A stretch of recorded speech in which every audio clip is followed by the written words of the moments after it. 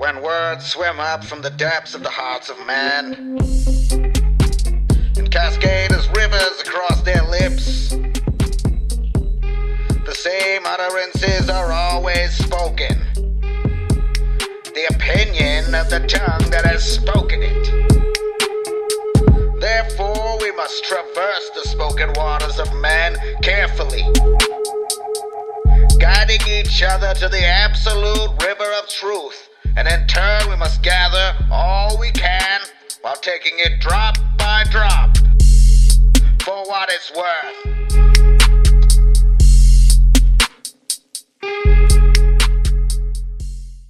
And welcome to the show. This is For What It's Worth. My name is Jake Grant, and I'm also joined by Tony Stover. We're going to be doing this broadcast, and it's going to be for what it's worth, which is basically the principle of let's mull over different ideas, topics, and kind of challenge them, test them out, play the devil's advocate, for lack of a better term, and really seek out truth in any topic, and just have fun while we're doing it. And today I'm excited to get into it. Tony brought this topic up. It's tools and things that the Watchers taught men, and looking at things from like that duality type perspective of things can be used for good and evil when it comes to technology. And what we're going to start with is the book of Enoch, and looking at the technology that the Watchers, it was recorded, gave to mankind, and how throughout history these various types of technology and skills and knowledge have been used for good things and bad things. And so Tony, what's up, man? I'm excited about tonight's topic and excited to get started with For What It's Worth. What up, Jake? I'm glad. Thanks for pushing this idea out. I've been having a lot of free time lately, and this is the perfect thing to do with it. It's a good conversation, good edifying, and as per every time we hang out, especially in person, we end up till like 3:30 in the morning down 4 rabbit trails off of a rabbit trail. And so let's see if other people would like to go on that journey with us.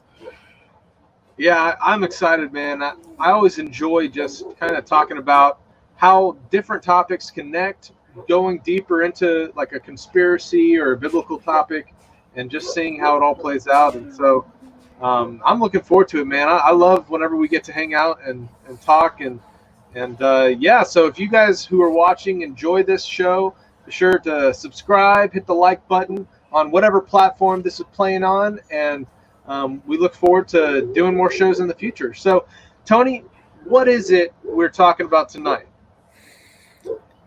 I think the easiest way to start it off with, which is how my brain works when it tries to figure anything out, is you start off with a question.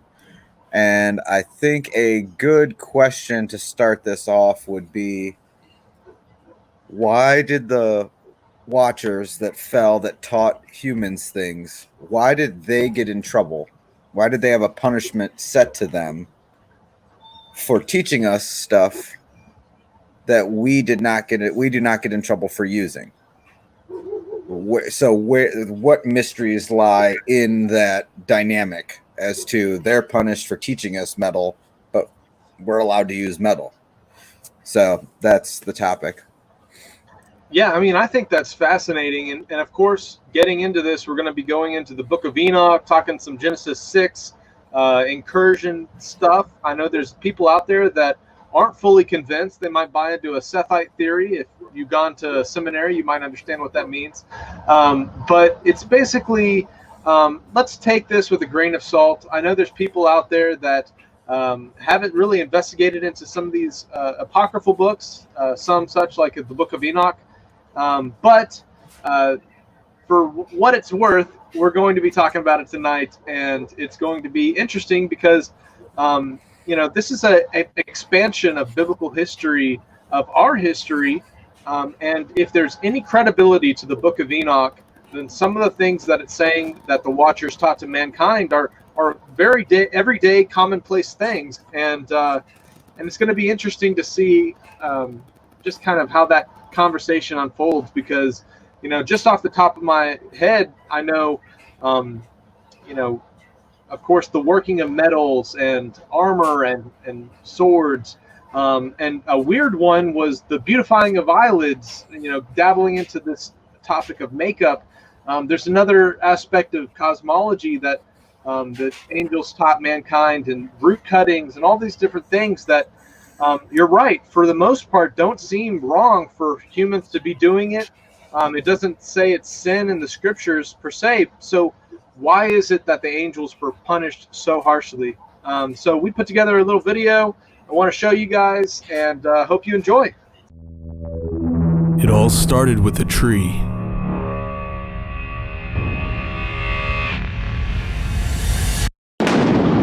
But that was not the last time fallen entities interacted with mankind.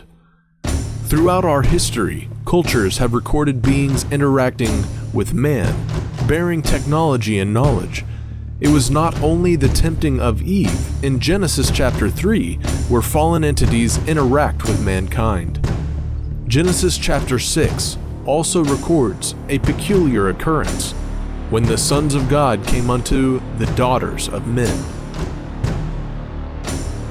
There were giants in the earth in those days, and also after that, when the sons of God came in unto the daughters of men, and they bare children to them, the same became mighty men which were of old, men of renown.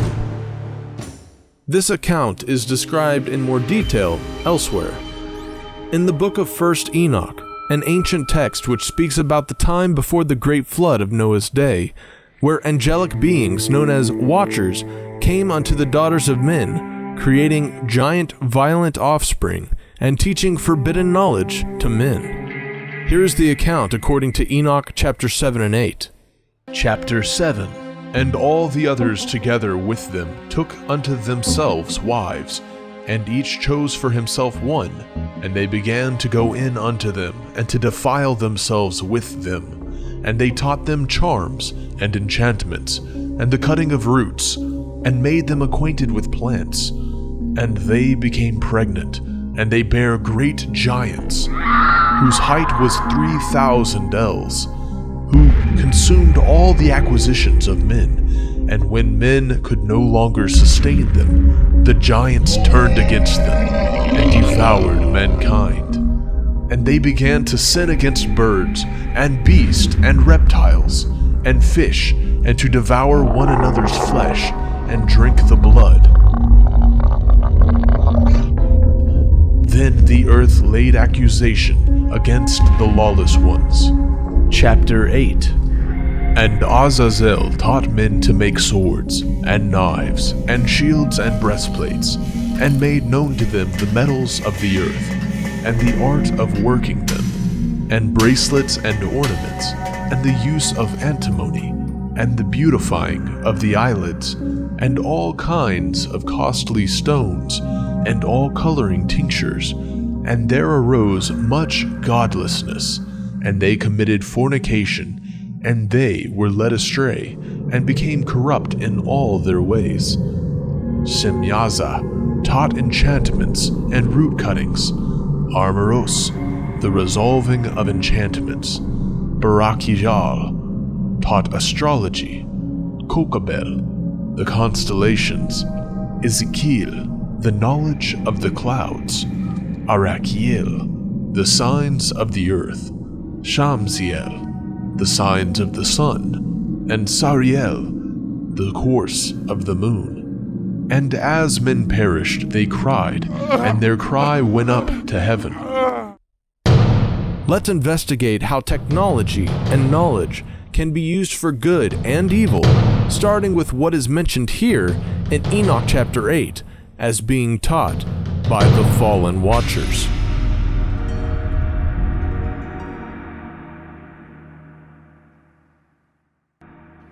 All right, so there you have it. That's our topic for tonight. We're going to be talking about some of this technology that throughout history has been used for good and for evil, and pondering over why possibly the Watchers were dealt out such a harsh punishment in the book of Enoch for telling all of this knowledge to mankind. So, Tony, I know you brought up this topic. let's get into it, man. I'm really excited for our first show. Just kind of shaking out the nerves. Let's get a little relaxed, loosen up the tongue, because this is just a conversation, and we're glad everybody's here to be able to join us and watch along with us at home. Yeah. This topic to me is interesting because it branches into a bunch of other verses and a bigger paradigm, which is something I'm writing in a book. That if you just go to like Proverbs 11:1 says, "False balance is an abomination to the Lord, but a just weight is His delight." And Leviticus 19:35, Deuteronomy 25:13 through 16. There's tons of verses where he keeps telling us, have a just balance, have a good set of scales. So I guess the what brought me to the tools versus weapons thing is when you create free will, you have to have a balance so that there is free choice to choose between the two. So when you have that balance, it's you can't mess with it, or else you're taking away part of free will or something like that. So whenever something is given to us in the form of a tool, then the other side of the balance has to weigh out as well, and that becomes a weapon. It's good and evil, helpful and hurtful. So that started me on the whole, and it extrapolates literally into everything we have, and then it kind of tells us why the punishment they have came and why exactly he gave that specific punishment. So I'm excited to hash this out with you. Yeah, I think the simplest way to go about it is we can jump over here in chapter 8 of the book of Enoch and reread some of those things that they started with, giving this knowledge and these different tools to mankind. So it says right here at the top, moreover, Azazel taught men to make swords, knives, shields, breastplates, the fabrication of mirrors, and the workmanship of bracelets and ornaments, the use of paint, the beautifying of the eyebrows, the use of stones of every valuable and select kind, and of all sorts of dyes, so that the world became altered. That's really interesting. I'm not sure. I'm going to have to double check which version this is of the Book of Enoch, because there's several different wordings out there. But just starting off, it's really interesting that this one angel seemed to have dropped most of the doozies, swords, knives, the tools of mass murder.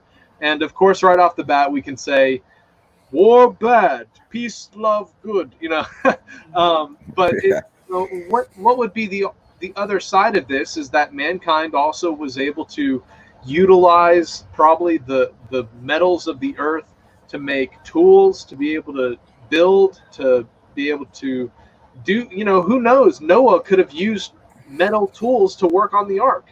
Yep. And some of these things we got to keep in mind, but at the same time, this was a period of war and death and misery that the scripture talks about, and the book of Enoch mentions how the children, the Nephilim, fought against each other in these great bloody wars, and how all of the earth was filled with violence before the time of Noah's flood is what the scripture talks about, this time of evil and wickedness. And it looks like the angels, these fallen entities, kind of gave mankind this little nudge. And that's what we're seeing here in the book of Enoch. An interesting question would be, did Noah use metal tools to build the ark? And if he did, would he have had it built in time if he hadn't? You know what I mean? Like, Yeah. there's, like, he taught weapons, he taught swords and knives, which it's easier to hunt. It's easier to provide for your family with a sword and a knife than maybe a rock tied to a stick with a leather strap. Yeah. I've never tried either one. I know a gun is easier than a sword, hunting a deer. Mm-hmm. So it's I feel as if they came like, here, this is helpful to you, knowing they're the other side of it. yes, they're giving us a two-sided coin, knowing the depravity of man will find the other side on their own. Yeah, it makes me wonder kind of if the angels had this hubris about them where they were like, Oh, look at these foolish humans who know nothing of the ways of creation. and they kind of flutter down there and or however fallen angels interact with mankind, who knows, but whenever they gave this information and these different enchantments, we find out in Enoch chapter 7 that the reason that these things were offered to mankind was because the angels first came down and married and took for themselves women so that they could procreate. And it seemed that as almost an exchange of good gifts, almost like a dowry or something like that, that these angels then exchanged this knowledge for these women. And it kind of makes me wonder if ancient, evil Cain sitting out there on the Pride Lands, he's stroking his scar on his head, fresh Abel killing scar, and well, maybe because it was in the days of Jared, so none of this counts. Let's just say that further down in the days of Jared, which according to the book of Enoch is when the Watchers fell, one of the sons of Adam, probably a son of Cain, is sitting there stroking his evil beard, and a fallen angel walks up and says, Hey, I think your daughter's super beautiful. I'm going to take her, but I can give you secret knowledge. And what the angels were really thinking is, hey, we're going to utilize mankind to serve us. And that's where we get a lot of the early worship of false gods, pre-flood things, cultural bits that we pick up shows that people were worshiping these entities that were coming from the stars to earth, and they were worshiping them as God. So I can only assume that in this exchange of knowledge that the angels used it to, make mankind worship them, because if you're a hyper intelligent spiritual entity, it makes sense that this is where some of the first false religions probably spawned off of, beside man worshiping ourselves. That's probably the first false religion, is thinking ourselves to be God, worshiping ourselves as God. But these fallen angels, this is where you get that Greek pantheon type thing where these entities are coming down and taking women and interacting with mankind. And of course, God had his own plan with the flood of Noah to wipe all of the corruption that these angels brought. And that's what we learn later on in the Genesis account and in Enoch and in several other of the apocryphal writings. An interesting thing is there's nothing new under the sun. And so the enemy's tactics would not have changed yet. So we still see the same kind of tactic where they're giving us something helpful, like VACCINES, or VAX, however you want to spell it, and it's supposed to help us, but is it? They don't stop pretending. It's the Trojan horse story. That's the Mother Goose story for giving away their secrets of how they do it. It's here, let us help you, but we're probably not going to. They don't say that to us, but the ultimate plan is, now we'll disguise it as something good, and with it, we know that humankind, if the road is narrow for those that follow Yah, then the mass of people, they're the beast form that haven't got their new identity in the Messiah, will use it for their own self, their selfishness, their pride, their greed. Yeah. And so it's going to end up being a weapon, but they don't have to do it. They let us do it. Yeah, I think whenever you look at the various things that just in the past 20, 30 years have been given to mankind by our ingenuity and possibly by a little bit of, knowledge being leaked here or there, whether there's seances going on, people contacting spiritual entities, trying to get different aspects of technology. You look into the Nazis and the occult practices they were perpetrating just to get a step ahead in terms of technology and war machines.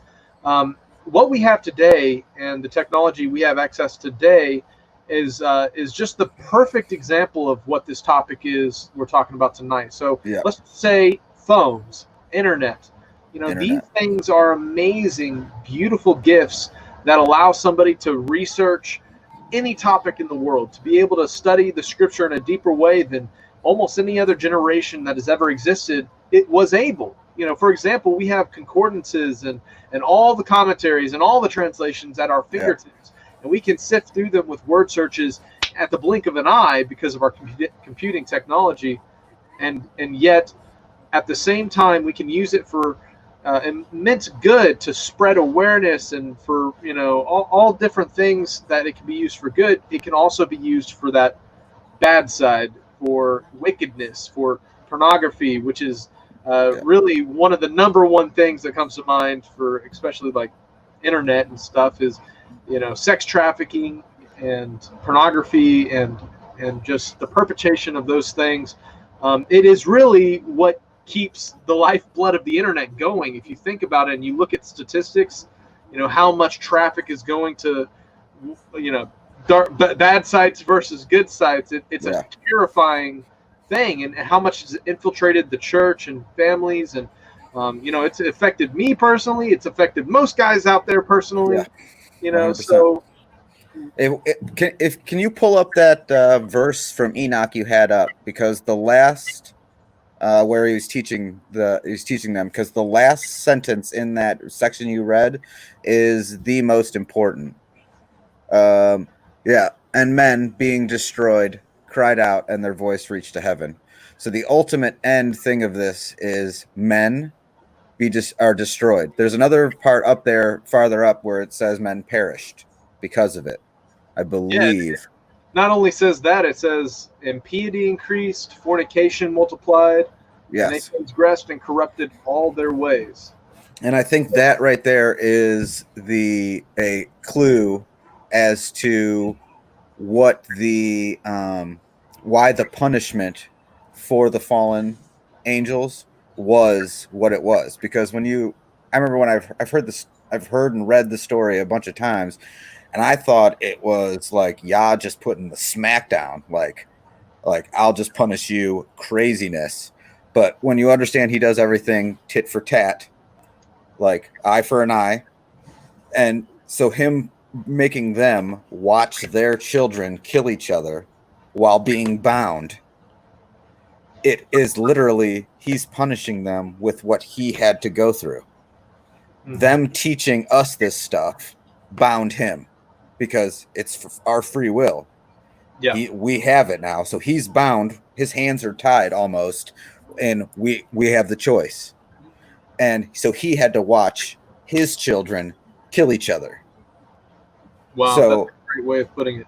And so then his punishment is, fine, you did this to me, this is your punishment. You're going to be bound, and you're going to watch your children murder each other. And those verses in there where it says they're perishing and men were killing each other shows why he did that. It wasn't just like he's like blowing it up, like, oh, y'all did some bad stuff, what can I do?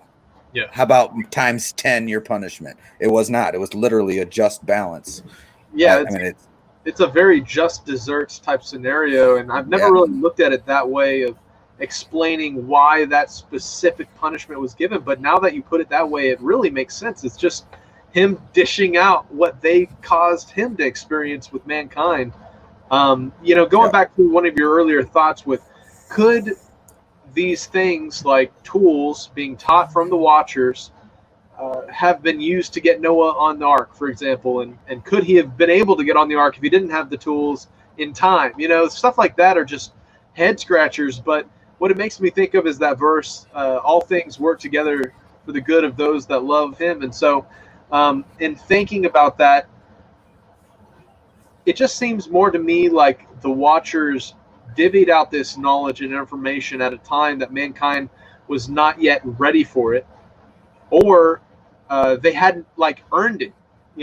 There's an aspect of seeking after God that you see with scientists, Christian scientists today, where they're seeking after to show God and to prove God, and through that they find all these fantastic aspects of reality that kind of help them expand on science and on different technologies and stuff.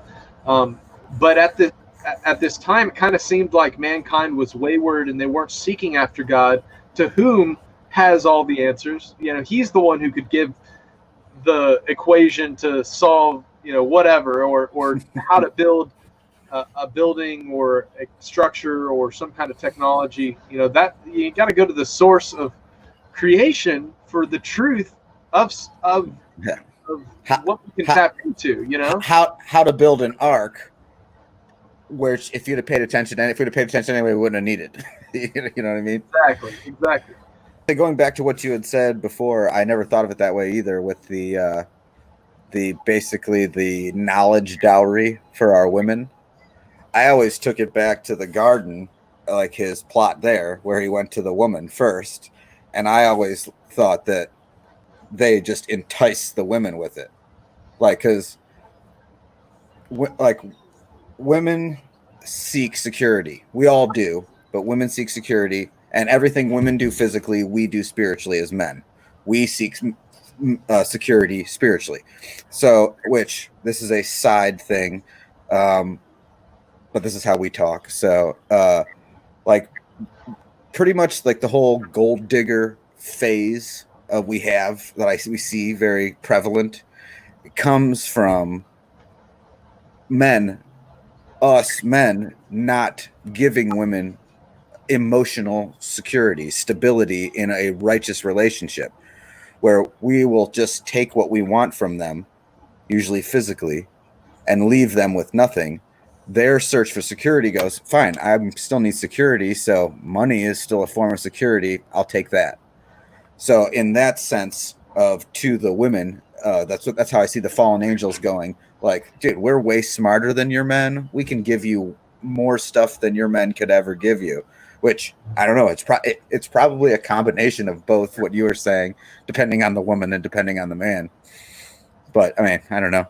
Yeah, side note, we learn later in the book of Enoch that these specific women, and it actually lines it out that they only took one wife each. It specifically says that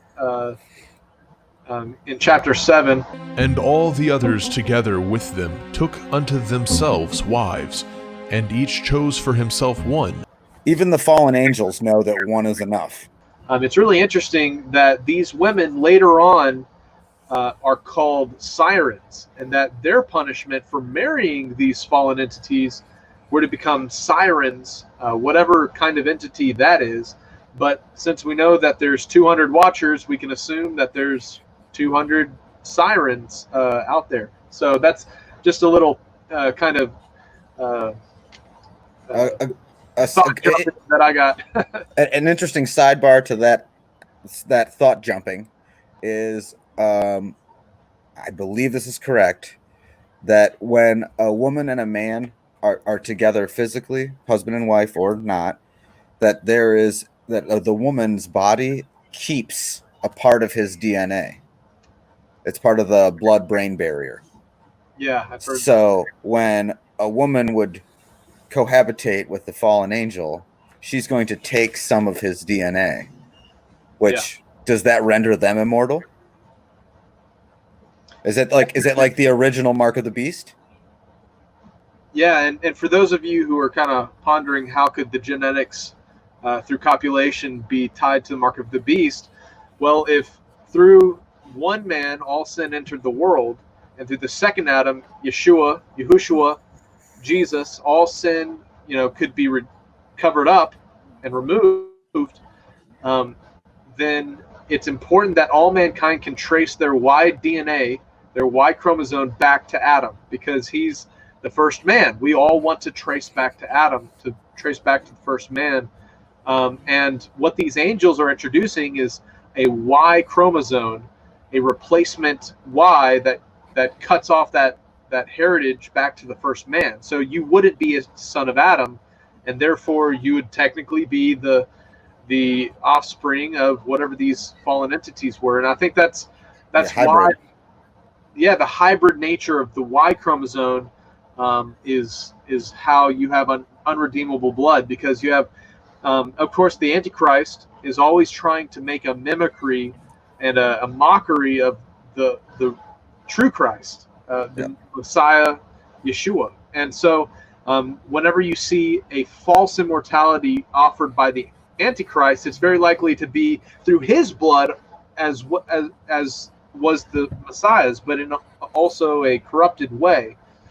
So if he's offering immortality, false immortality through his blood, could it be because it's that ancient Y chromosome angel DNA that God had to wipe off of Earth because it was corrupting all flesh, and he needed to preserve that pure line to the Messiah through the sons of Noah? So I know that was like a wild rabbit trail for somebody who just dipped their toes into this for the first time, or into this topic for the first time. I know I just rambled out a bunch of crazy connections there, but we'll mull over them and we'll hash them out as we go. So please forgive the straight to the point nature of it, but don't forgive that. Don't forgive that. It's going to happen. This is how we talk. So all right. This is enjoy our ramblings, and if we're wrong, let us know. That's because we're just here for what it's worth. For what it's worth, we're having conversation, and I think this is a good time to just state, we're here to learn and to grow and to be students and to iron sharpen iron and all that kind of stuff. That's what we want for this show. And so, for those of you out there, if you hear something you disagree with, leave a comment. Let us know. Better yet, make a video and explain your position so that we can look into it and maybe discuss it in a future show. So that's how I'd like to go about it. Sidebar number 400. Iron only sharpens iron at glancing blows. When you come straight on, you're going to dull each other.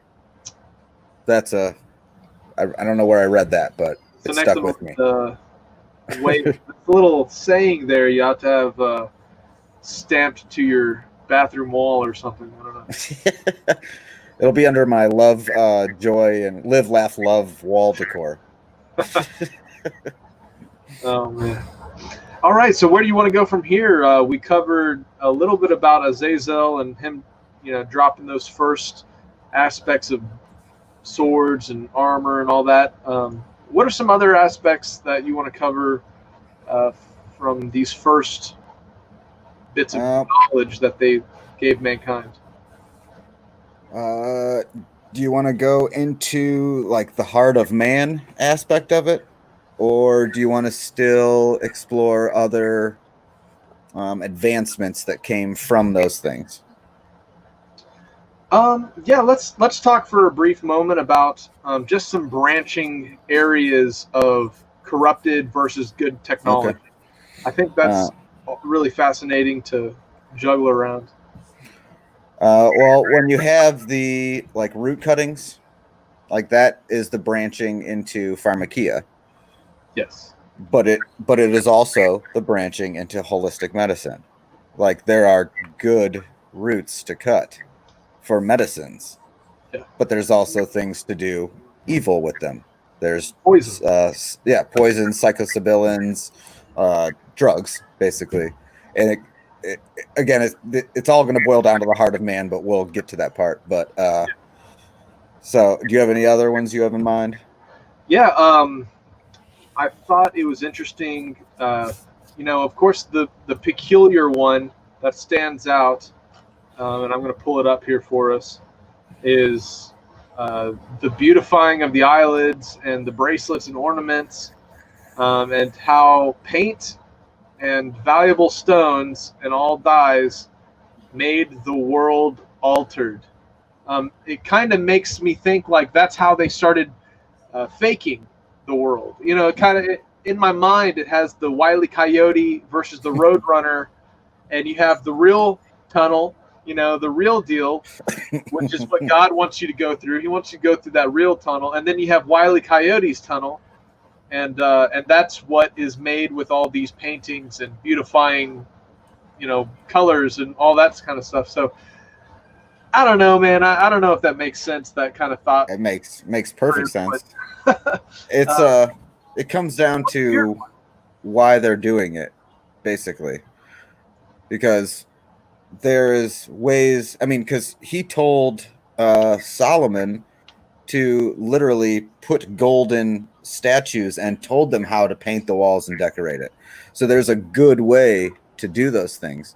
It's basically who the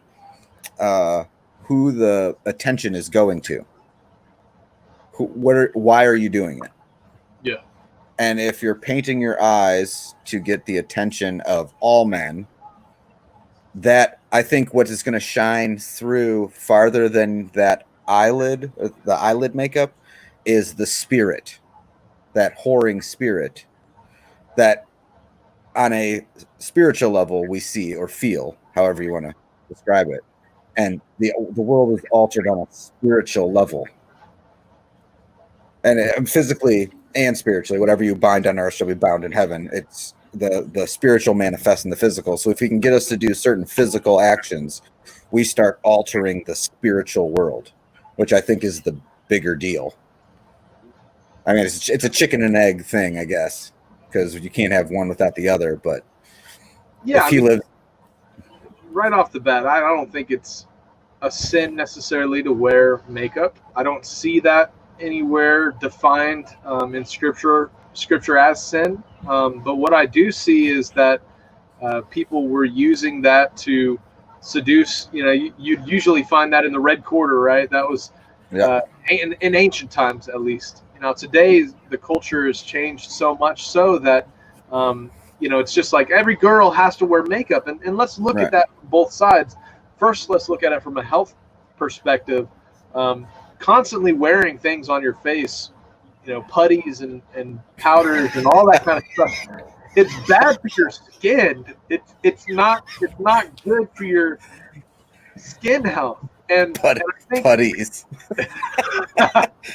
No, really. I saw this documentary where a bunch of ladies were ordering these bases from China or something. It turned out to be straight up plumber's putty that they had stuck in makeup containers with a label, and it was literally plumber's putty that they were putting on their face. And so, okay, let's just say that's hurting your God-given skin. That'll send your health down the drain. For hiding it, covering yourself in all types of gross chemicals and products that come from unclean animals. However you feel about that, there's a reason they're called unclean in Scripture. So putting those things on your body, of course, has negative health effects. On the other side of it, I'd like to say that somebody who, has some type of disfigurement and was uncomfortable with how they looked could use makeup to help make themselves feel comfortable by covering up scars or something like that. So, that's the other side of the pendulum for me. But what do you think? There's a mental health. I'm going to go and stay on the negative, then I'll go into the positive side a little bit. There's a mental health issue, I think, with the makeup culture that is bigger than the physical health. Because, I mean, literally, it's in the name of it. It's called makeup. So subconsciously, every woman that puts it on that uses that word makeup this, makeup that, what are you making up for? You are created beautiful, like in one way or another. Like the creator made you how you should be made. So subconsciously, how can a woman ever truly feel like she is beautiful if she knows subconsciously she can paint a prettier version on herself? Yeah. So psychologically, it's going to start breaking things, and it's going to create a dependency. It's an addiction at that point. And going into the good side of it, like there is so many verses about adorning, like husbands adorning their wives and women putting on beautiful clothing. Yeah. Makeup is a form of clothing for the face. It's a beautification. I mean, it is. It's a beautification of the face. It's the same thing. It's adding art to the physical body. So it's, what are you adding the art for? Like me, I would wear pajama pants, slippers, and I don't care what kind of t-shirt every day. I would go out with my wife with it, but she would not be happy. She would be very embarrassed. So I make myself look nice, not for my own pride, not because I'm like, yeah, this is 100% tweed. Like, I'm doing it so she feels good. And so if a woman does it for that, she's out with her husband, it doesn't affect her psychologically because it's nothing to do with her anymore. She's erasing herself out of the equation, and she's going, I'm doing this for someone else, which is the meaning of life, sacrifice. Yeah, I mean, I think getting into the semantics one more time is make up. It's kind of makes me think of the phrase I'm making up like a story or something, and so you're making up, you're putting makeup on, you're presenting something that's not exactly reality to the world. You're putting on a face so that people can look at you as prettier or whatever. And I think of course that's how things can lead into the bad mental aspect of it, is if you're fixated on your looks, that's vanity. If you're fixated on what other people think about you, that's not healthy. That's being tied and tethered to what the world's opinion is of you. So I'd just like to encourage girls, I don't know, you don't need makeup to be pretty. God made you special. If you could be who you aren't, would you? If you could paint beautiful on you, are you? If you conceal how you are, do you trust you? If they saw the real you, would they love you? What would you do for love? Fiction by Azazel. All right, guys. Well, back over to chapter 8. It brings up stones of every value and select kind. I think that's interesting because it makes me think of the process of greed, that these angels started pointing out the rarity of different materials on Earth, and this is possibly what started early systems of economics.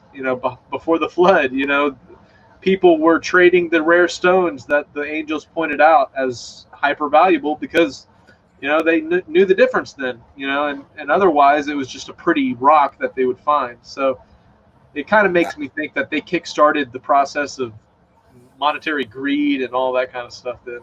I feel like we could almost go through all of these things they taught us and pick out one of the 7 deadly sins: greed, pride, and they're probably all associated with one of them. It seems like every. I think I wish I'd have known you were doing that. All right, let's do it right now. Yeah, let's do it for the rest of them. All right, let's pop over, and we have impiety increased, fornication multiplied, and they transgressed and corrupted all their ways. Amazarach taught all the sorceries and dividers of roots. So right off the bat, that's interesting. That's where we get poisons. Of course, Yah gave us every herb-bearing seed and fruit tree yielding fruit after its kind for our consumption. So mankind is allowed to consume and use plants for our well-being, for our good. And it seems to me like, I don't know, I wonder exactly what Amazarach was doing when he showed the dividers of the roots and all that, what that meant. Did he show up and beam down, and this ancient, patriarchal son of Cain, or one of the pre-flood dudes is hanging out there, and he's like chilling out on his lawn. He's like, "Whoa, man! Hey, what's up?" And the angel walks up to him and it's like, "Hello, would you like to try my bag of special herbs or something? Eat this moss and you will know the secrets of the universe." And this ancient dude's just like, "Okay, I don't know what that is, but I'm willing to try some." You make it sound like this dude was already dividing the roots. He's like, "What's up, man?" No, this is after he's already dabbled a bit. Okay. So, I'm thinking that would that be under lust?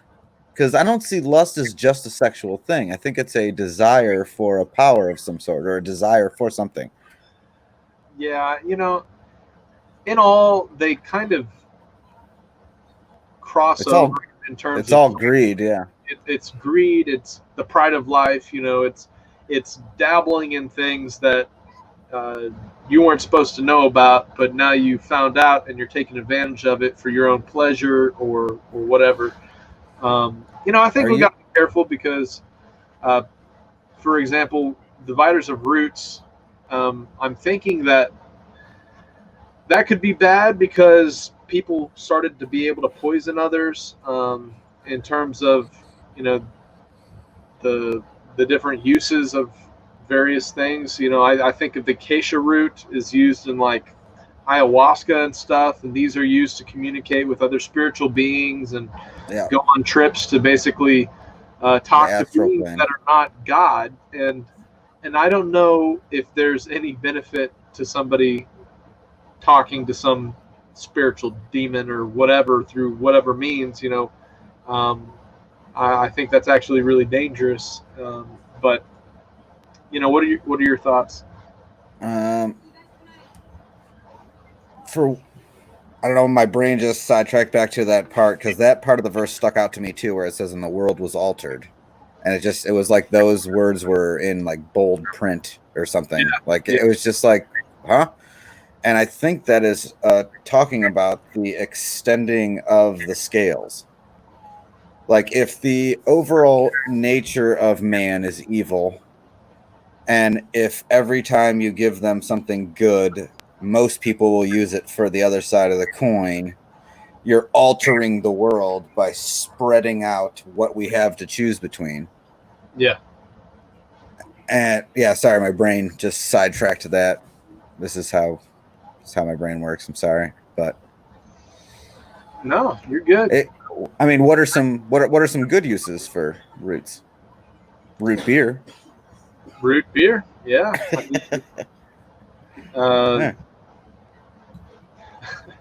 Let's see.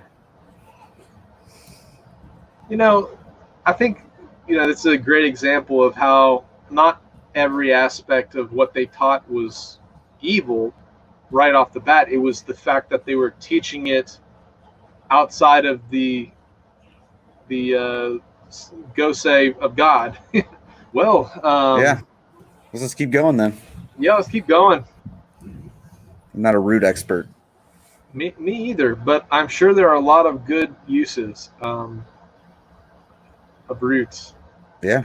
Potatoes and carrots are like roots, I think. Do they have a Strong's for Enoch?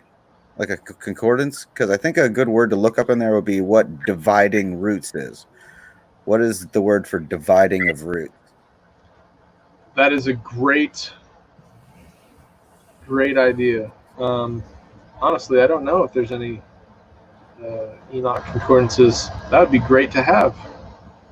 All right, so we got Amzarak taught all the sorceries, and dividers of roots. Amers taught the solution of sorcery. What? So what does that mean? I honestly think this is a strange translation because this is not the R.H. Charles version at the very least. So we're gonna go. search a R.H. Charles version of Enoch because This goes back to, like, people ask me what version of the Bible I use, and I say all of them because that's the only way to even know. You have to just compare them all together and kind of get the underlying thing. all right, this looks like the right thing. Samyaza taught enchantments and root cuttings, Amoros, the resolving of enchantments. Okay, so that's an interesting difference than what we read in that other translation. I'm going to have to go back and find out what translation that was.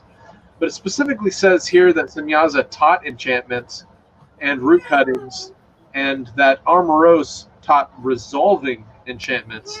So that's a little bit of a different phraseology than that other translation. We should have started with the R.H. Charles version. Oh, that makes more sense. That's like basically casting one and taking it off. Putting on enchantment and taking off an enchantment. Okay, that makes way more sense. Yeah. Bottom line, witchcraft is prohibited in the scripture. Yeah.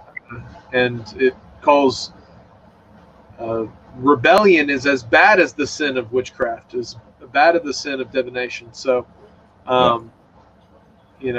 witchcraft's a pretty bad thing to be teaching people. Astrology. Let's just talk about that for a second because I think that's a great way to show both the good and bad sides of the things the angels could have taught. So, for example, you have the Mazzaroth, which is the way God put the constellations in the sky to tell the story of redemption of mankind by the Messiah, and all of the constellations each year tell this story. And we see in Genesis 1, the sun, moon, and stars were put into the sky for signs, seasons, and Moedim, appointed festivals. And that's what the whole Mazzaroth is about. It's about this story of mankind and the importance of meeting our Creator's calendar and His appointed time so we can meet with Him, and also looking forward to the Messiah who would come and fulfill these appointed times that were being shown in the stars. The most base way I can correlate it is because the wise men were looking up at the Star of Bethlehem to find the Messiah. Well, all of that ties into this aspect of the predictive nature and the story that God put in the stars. And the patriarchs knew this story. They knew that it told the story of the redemption of mankind. But what the angels, the fallen entities, we see later on, used the stars to cause mankind to worship them. And what they did was they gave basically like the modern horoscope twisted interpretation of what the stars are. And so we have throughout history people worshiping stars and associating deities with the stars. And I believe it's tied to this first big no-no where the angels taught mankind basically how to read the constellations and the stars and all that kind of stuff. I would speculate that if you could find, like, because I always picture, like, back when you were talking about the devil can't create, he can only try to mimic. And I think of, it's an analogy, but if you think of the plan for the redemption of mankind and Yeshua as a mathematical equation, say 1 + 1 + 6 + 5, just like it's going to be way more complex than that, but a mathematical equation, the enemy has to take that equation and flip it, but end up with the same sum. He has to rearrange the stuff, but end up with the same sum so that he is telling the story, but he's only using the parts that he's given. So I think with that kind of analogy, I think if you look at how he changed the story in the stars, that would tell us a lot about what he's changed on Earth. Because I imagine he uses the same sort of running dialogue or long con on us. Yeah, we also learn in the book of Enoch that some of the stars wandered from their appointed paths, and that they're punished greatly because that they weren't obeying basically the circuit that God had ordained for them to go in. And the reason that God ordains them to go in this circuit is because it's telling this important story. And so for the angels to teach these things to man, it just makes me think about how the Egyptians, of course, they built the pyramids lined up to the belt of Orion, which is associated with their afterlife telling. And like basically they believe that the portal to the afterlife is, through the belt of Orion area and the stars. And I think, this is some of the first examples of mankind using something that has been good given to us by God for signs, seasons, and moedim, and instead using it for our own crazy concocted afterlife theories and mythologies, and that's what we see the Greeks doing, we see the Romans doing, we see all these different societies taking something that was made for good and using some of that knowledge, corrupting it, twisting it, and retelling that story in a now bastardized way. Yeah, it's turning the tool into a weapon. Like what we were talking about, you could power a city with a nuclear power plant if you believe that's a thing. I do, but which is an interesting point. I don't know if we were ever supposed to split the atom, because Yah says what he has put together, let no man divide asunder. And he put the atoms together. So is that a sin to split the atom? Yeah, it's a fascinating way to look at it. I mean, if nuclear bombs are all that we've been told, and they truly are as we've been shown, I think we have to interject that we're not saying Nagasaki did not get obliterated. yes, right? Yes, They got obliterated with something. But we don't know if what it was. Fully understand nuclear weapons. It's just the Cold War and the propaganda that came from both sides pushing the mutually assured destruction mindset. It was part of global control, psychological warfare. We got to take a step back with this topic and be like, all right, what's really the capabilities of mankind, and what I'm assuming right now is, we can probably blow some stuff up in really crazy, powerful ways. Yeah. Don't get me wrong, but I don't know why I went on that rabbit trail. I don't want to die on that hill of nuclear weapons don't exist. But that's why I just threw the caveat out there, like, if you believe in that sort of thing, let's take it. If you do, let's take it. You can power an entire city with a nuclear power plant, or you can level one. Yeah. It's the same. It's the more powerful the tool, the more powerful the weapon.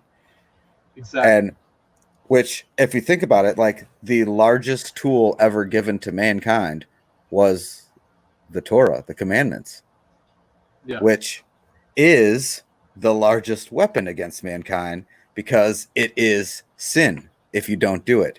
He says, I give you a curse and a blessing. Choose the blessing. If you do his instructions, you get blessed. You are one of his.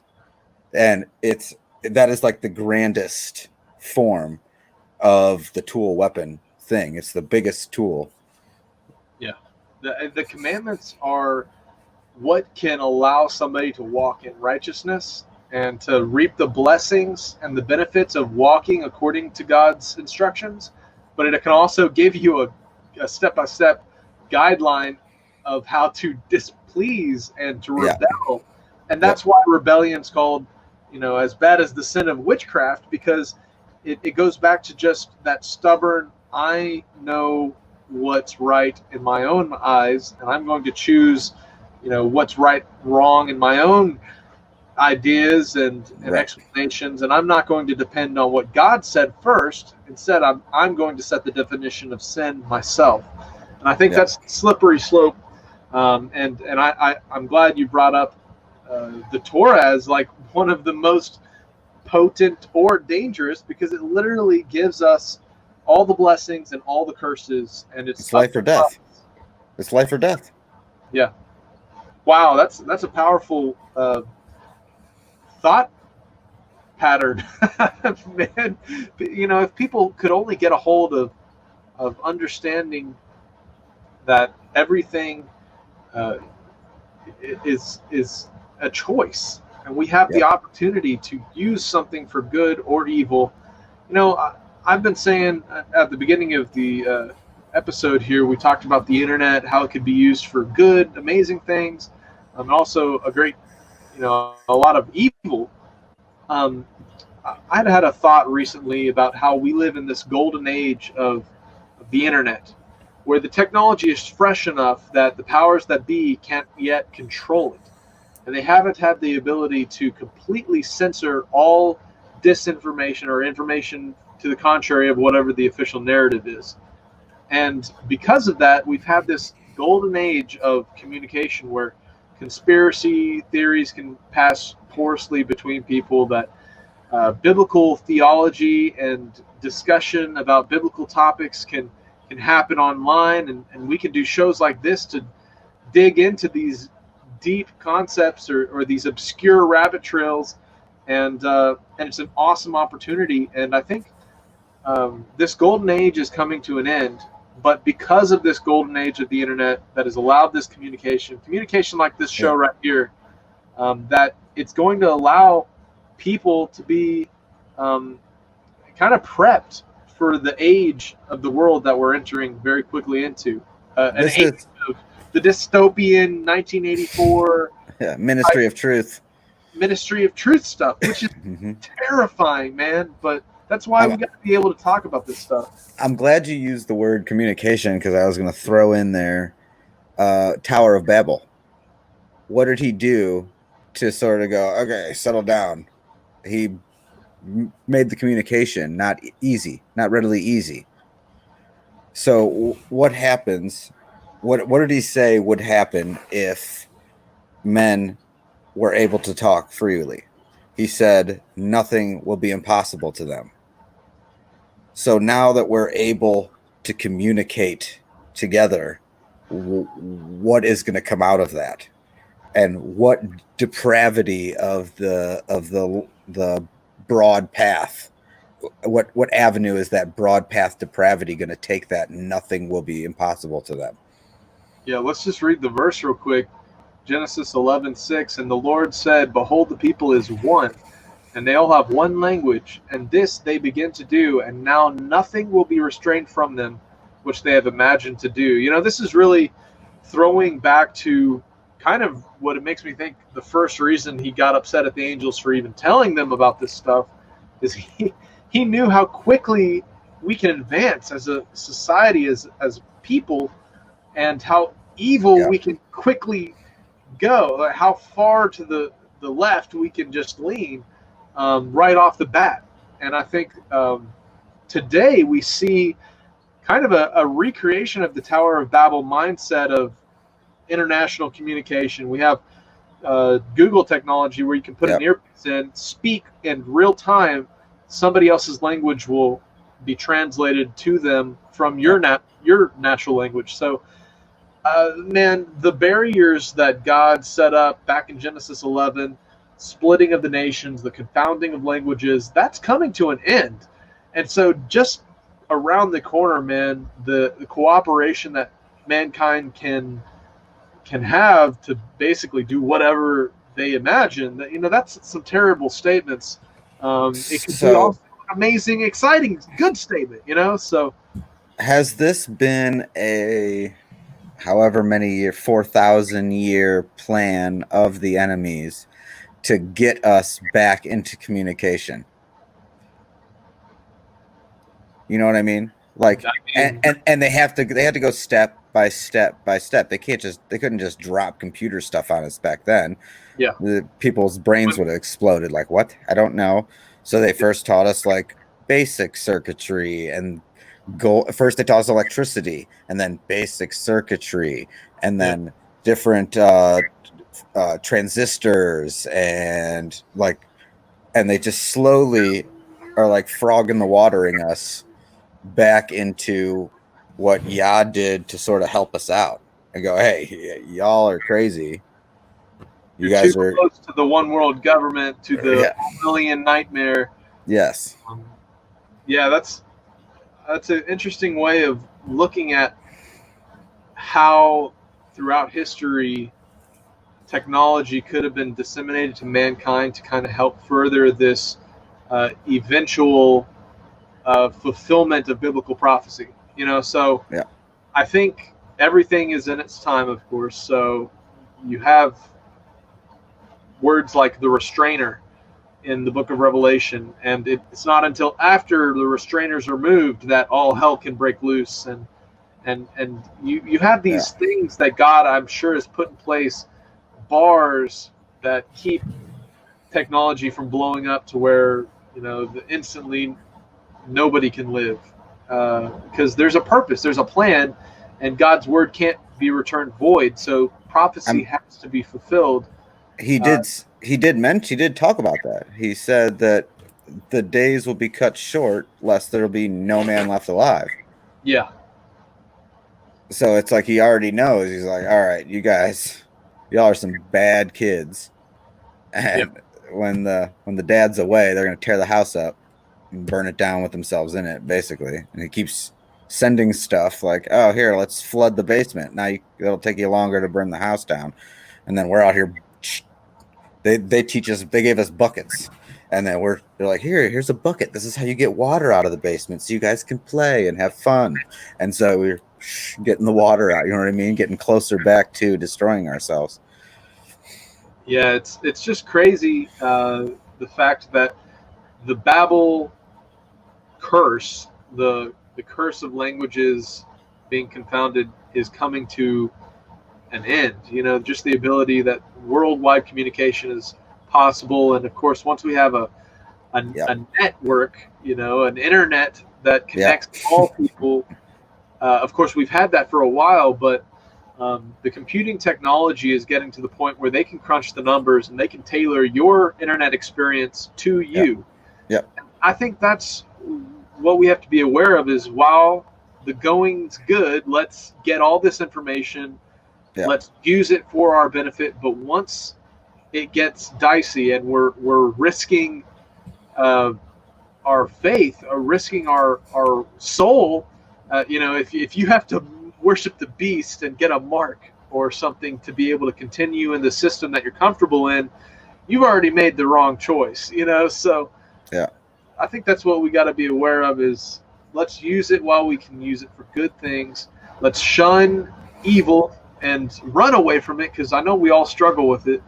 And the temptation is constantly there. Maybe we can talk about that and kind of wrap up with, how do we systematically look at individual choices, technology, different aspects of knowledge that can be used for good or evil, and how do we make the right choice to do good?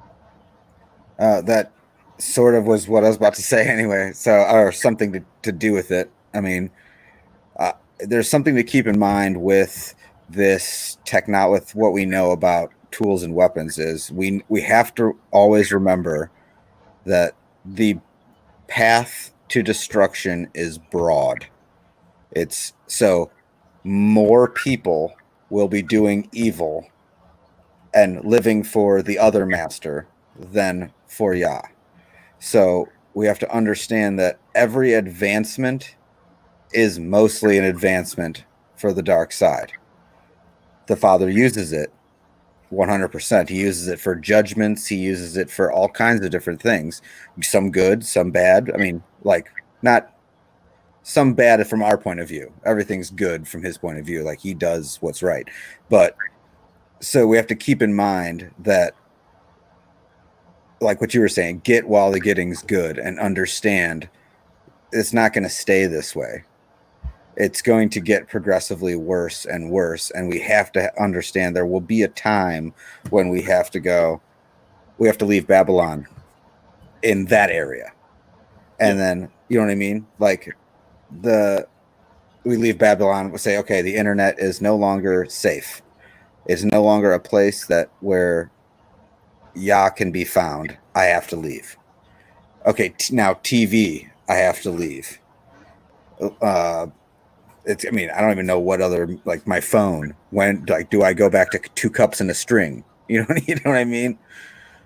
Like Every instance of leaving Babylon in your life can be applied to little different nuances of things that we hold on to dearly.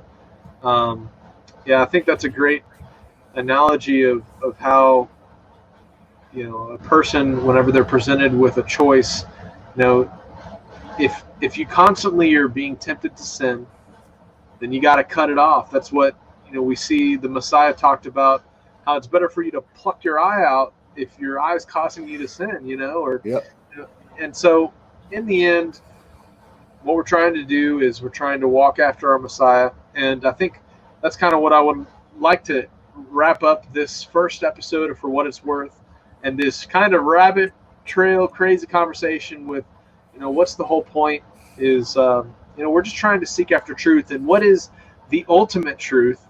And that's the Messiah, Yeshua, and what he came to do. And so all the different things we can discuss in the future broadcasts and the things we can talk about pale in comparison to the fact that Christ came, died, showed us the way, and rose again, and now we can follow after him. And there's a free gift of salvation that's offered to each of us. And I have to tack that onto the end of this because that is really what's changed my life and made me interested in being righteous, walking after God's commandments, wanting to look at the truth of the world and weigh it and come out with some kind of understanding of how it all connects. Because the passion came from the fact that I realized there is a truth, and the Word of God is truth, and Yeshua was the Word made flesh. So I had to throw all that out there, kind of as we kind of wind things down. Tony, do you have any other thoughts to share with us? It shows the childish nature of human beings, to where he gives us perfect instructions in writing, and we still somehow need, and he knew this before he even made the earth, we needed him to come and show us, like he gave us what to do in the Torah. This is what you do, letter of the law, do this. And we found so many loopholes, like not real ones, fake ones, like putting red cords on the alley between my house, so now it's considered my house, so that I can go walk around there on the Sabbath, like just messing everything up, just ruining the whole everything. So he knew ahead of time, here, I am going to come and show you why you're doing what you're doing, which is spirit of the law. This is why you do this sacrifice. And like the ultimate, I feel so dumb sometimes that I racked my brain for years and years, even knowing the Messiah, trying to figure out the meaning of life, when all I had to do is go, what was the meaning of his life? Oh, sacrifice. Boom, there it is. Like, it's like he had to come literally be tortured and die to show us what we're supposed to do. It's unbelievable. Yeah. On both sides, on his grace and our stupidity. Well, there you have it, guys. Talking about tools and different aspects of knowledge. I know that there's people out there that haven't really looked into the Book of Enoch. Don't nick it until you've done a little bit of research. It is a very fascinating expansion on a part of scriptural history that's not covered in much detail in the Book of Genesis. And so that's why we're talking about it today. It's fascinating seeing how these weapons and tools were aspects that were taught from these fallen entities, and how throughout the years it has just led to more and more wayward behavior from the path of God. And I think it's interesting how technology is ramping up today, and it's being used for even more evil and atrocities and crazy, bad stuff, but it's also used for the children of God, because all things work together for the good of those that love him. So Fascinating topic. Thanks for chatting with me tonight again, Tony. This is a great I love it. kickoff to For What It's Worth, and hopefully those of you at home will enjoy these conversations for what it's worth. When words swim up from the depths of the hearts of man and cascade as rivers across their lips, the same utterances are always spoken. The opinion of the tongue that has spoken it. Therefore, we must traverse the spoken waters of man carefully, guiding each other to the absolute river of truth. And in turn, we must gather all we can while taking it drop by drop for what it's worth.